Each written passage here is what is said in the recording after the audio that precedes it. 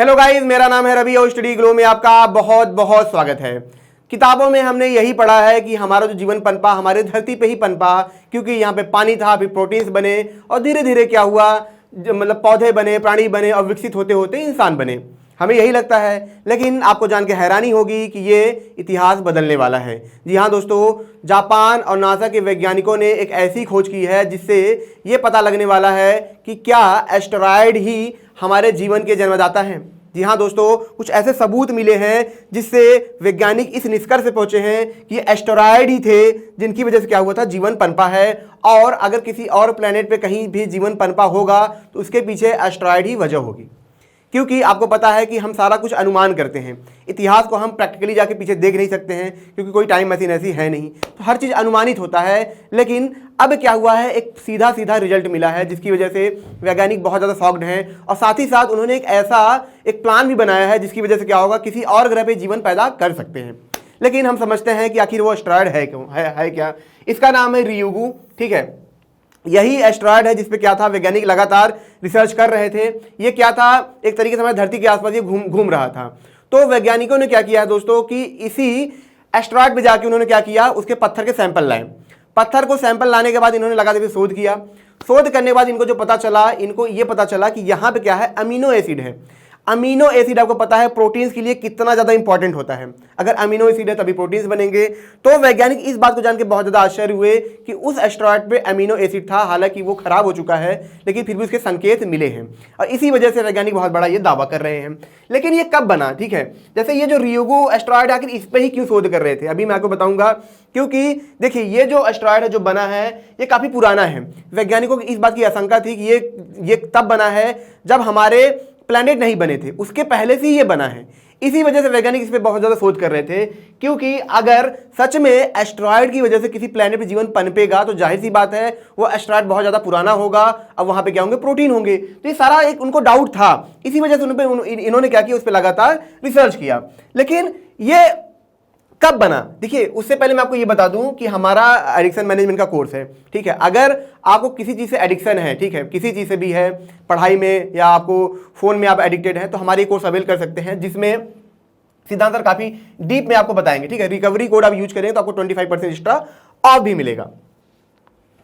तो ये कब पनपा था, प्रीमोर्डियल क्लाउड टाइम पे, ठीक है। ये क्या होता है, प्रीमोर्डियल क्लाउड टाइम क्या होता है, देखिए जब बिग बैंग विस्फोट हुआ, वैज्ञानिक ये मानते हैं जब बिग बैंग विस्फोट हुआ उस दौरान क्या हुआ था, तुरंत प्लेनेट बना नहीं। उस दौरान का बहुत तेजी से विस्फोट हुआ तो सबसे पहले न्यूक्लियस बने और इलेक्ट्रॉन बने। उसी दौरान हाइड्रोजन बना था, मतलब कुछ भी नहीं बना था, सिर्फ हाइड्रोजन बना था। उसी दौरान क्या होता है कि ये एस्टेरॉयड बनना शुरू हो जाता है। उसी दौरान, मतलब प्लेनेट नहीं बने हैं, कुछ नहीं बना है। ये इतना साल पुराना है, ठीक है। ये कितना साल पुराना है, लगभग 540 करोड़ साल ये पुराना है। उस दौरान ये बना था। उसके बाद क्या हुआ, उसी दौरान इस पे क्या हुआ था, एसिड मतलब अमीनो एसिड होने लगा, ठीक है। अब सोचिए जहां जहां गया होगा, जहां भी टकराए, ऐसे एस्टेरॉयड जहां भी टकराए होंगे वहां पे क्या होंगे, इन्होंने जीवन पैदा किया होगा, ठीक है। तो बहुत सारे प्लेनेट है, लेकिन क्या हुआ, ये धरती पर है। लेकिन अब सवाल उठता है आखिर कैसे, उसका सैंपल कैसे लिया गया। जाहिर सी बात है, एस्टेरॉयड है, तेजी से घूम रहा है आसमान में, इसका सैंपल कैसे मिला, गिर के तो आया नहीं होगा, ठीक है।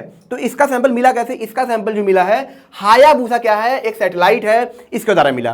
देखिए इसमें हायाबुसा क्या है, दो है, एक हायाबुसा सैटेलाइट है, एक हायाबुसा स्पेसक्राफ्ट है। तो हायाबुसा जो सैटेलाइट था उसने क्या किया, इसकी निगरानी वो बहुत टाइम से ही कर रहा था, ठीक है। ये जापान ने लॉन्च किया है, बहुत टाइम से ही कर रहा था। उसके बाद क्या होता है कि हायाबुसा मतलब स्पेसक्राफ्ट लॉन्च किया जाता है 2019 से लेकर 2020 के बीच में ये लॉन्च किया जाता है।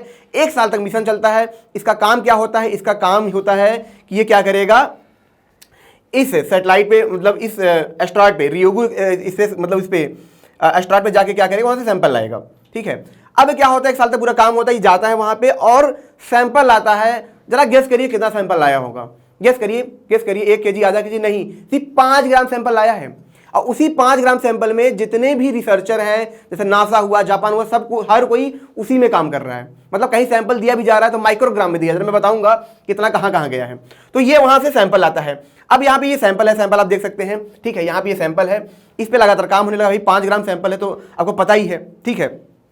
इसमें क्यूसा यूनिवर्सिटी का भी बहुत बड़ा रोल है, ये भी लगा था इसमें रिसर्च कर रहे थे, ये इसमें ऑर्गन ढूंढ रहे थे, ऐसे कुछ चीज़ ढूंढ रहे थे, ठीक है। और दूसरा जो जापान रिसर्च सेंटर है वो इस पे काम कर रहा था, और नासा ने भी क्या किया था, इसका सैंपल मंगाया था, ठीक है। तो 0.5 ग्राम क्या हुआ था, वहां पे गया था, और 30 माइक्रो, ठीक है, ग्राम वो कहां पे गया था, यूनिवर्सिटी में गया था, और बाकी जो सैंपल है जापान के पास है, वो इस पे लगातार शोध कर रहे हैं। लेकिन जो अमीनो एसिड की घोषणा की है वो उन्होंने ही की है, ठीक है, और भी लोग इस पे काम कर रहे हैं। और मैं आपको ये भी बता दूं कि इसमें क्या है, 75% क्या है, कार्बन है, ठीक है। इसीलिए इसको सी टाइप क्या बोला गया, एस्टेरॉयड बोला गया।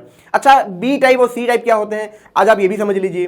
जो बी टाइप एस्टेरॉयड होते हैं, ठीक है, या जो सी टाइप होते हैं, जिसमें 75% से ऊपर क्या होता है, कार्बन होता है। जैसा कि मैंने आपको बताया था, ये प्रीमोर्डियल क्लाउड टाइम पे बना था, उस दौरान जो भी एस्टेरॉयड बने थे उसमें क्या था, कार्बन की मात्रा बहुत ज्यादा थी, ठीक है। लेकिन बी टाइप में कौन होता है, बी और सी दोनों है ये एस्टेरॉयड, ठीक है। तो इसमें बी इसलिए क्योंकि इसमें मिनरल्स भी बहुत ज्यादा है, ठीक है। तो जिसमें मिनरल्स भी होते हैं वो क्या होता है, बी टाइप होते हैं। तो ये दोनों टाइप के कॉम्बिनेशन से ये बना है, ठीक है। और जब वैज्ञानिक इसमें शोध कर रहे थे तो इन्होंने क्या हुआ, इन्होंने अमीनो एसिड इनको मिला, ऑक्सीजन मिला, ठीक है, सल्फर मिला, आर्गन मिला, ऐसे बहुत सारे तत्व मिले। लेकिन जो सबसे इंपॉर्टेंट था वो क्या था, अमीनो एसिड। हालांकि वैज्ञानिकों का ये कहना है कि उनको शुगर नहीं मिला, ठीक है, क्योंकि शुगर अगर होता तो ये 100% घोषणा हो जाती कि सच में जीवन इसकी वजह से पनपा है, ठीक है।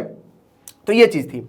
अब आपके बात करते हैं जो जिस एस्टेरॉयड पे रिसर्च किया गया उसके बारे में हम बात करते हैं, ठीक है। मैंने आपको बताया था ये बहुत साल पुराना है, और ये क्या है, इसका जो रेडियस है कितना है, 335 मीटर है। इसका जो मास है 450 बिलियन केजी है, ठीक है। जो ऑर्बिट पीरियड है, मतलब जो ये चक्कर लगाता है, अपना एक सर्कल पूरा करता है, 475 दिन के अंदर ये पूरा करता है, ठीक है दोस्तों। इसकी डेंसिटी भी कितना है, 1.27 ग्राम पर सेंटीमीटर क्यूब है। इसी पे क्या हुआ था, ये उतारा गया। जैसे कि मैंने आपको बताया बी और सी टाइप दोनों में भी आता है, क्योंकि कार्बन की मात्रा इसमें ज्यादा है, वो भी जाता है।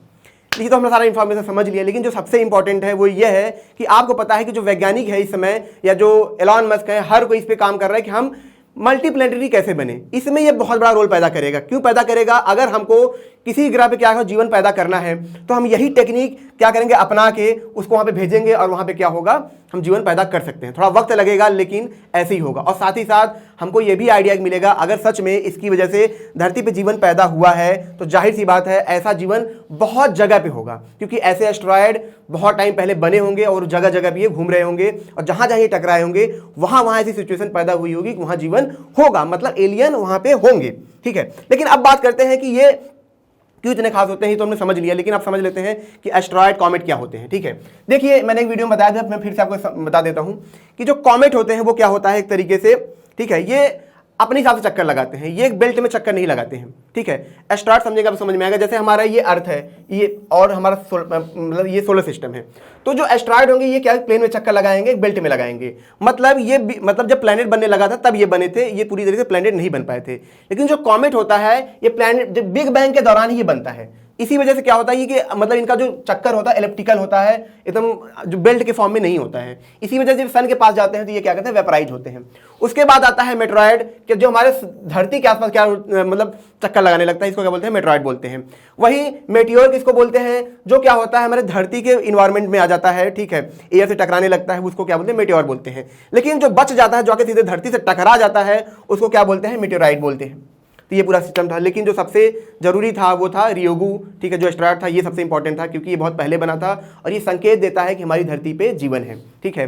लेकिन अगर आपको अपने जीवन को बहुत ज़्यादा खूबसूरत बनाना है, ठीक है, तो आप क्या कर सकते हैं, हमारा एडिक्शन मैनेजमेंट का कोर्स ले सकते हैं। क्योंकि अगर आप ज़्यादा मतलब फोकस कर पाएंगे तो ज़्यादा लाइफ में ग्रो कर पाएंगे। रिकवरी कोड आप यूज करेंगे तो 25 एक्स्ट्रा % आपको ऑफ भी मिलेगा। मिलते हैं नेक्स्ट लेक्चर में। Thank you so much.